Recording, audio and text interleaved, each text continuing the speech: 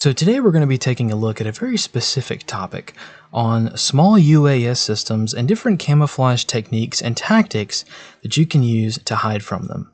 So camouflage itself is not a new topic, but recent events, more specifically this conflict, the conflict between Armenia and Azerbaijan, have catapulted small UAS systems into the spotlight once again.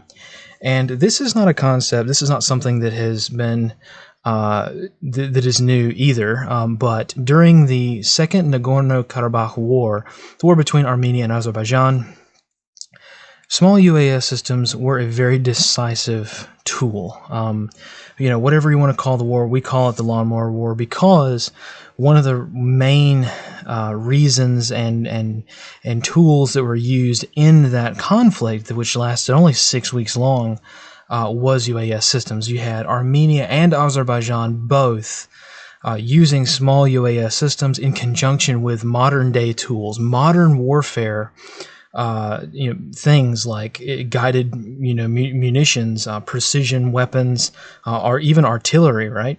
So that sort of stuff, combined with small UAS systems using other modern war tools, has been a wake-up call for a lot of people. Now, those of us in the defense industry have known about this for a while, and really the defense industry as a whole really started getting very serious about researching these small UAS systems back in 2018, and actually long before that, but most doctrine was essentially finalized in 2018.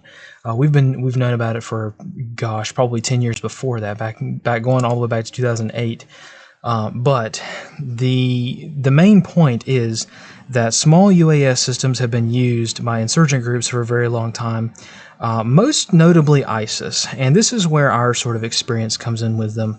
UAS systems for the longest time have been regarded as sort of like a range toy, for lack of a better term. The Taliban really didn't use them in Afghanistan. They still haven't to this day really used them at all.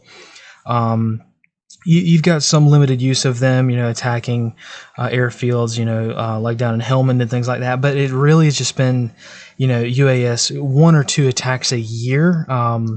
And even though those aren't confirmed at all, I don't think there actually is a confirmed case of a UAS system being used to target something in Afghanistan.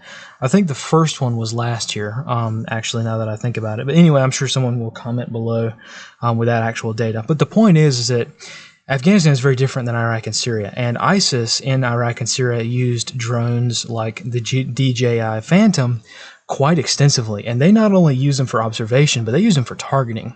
They had, the ability to remotely drop warheads, mortars, hand grenades, and all do this with multiple drones at the same time, and then also have another drone overhead to videotape the whole thing for propaganda.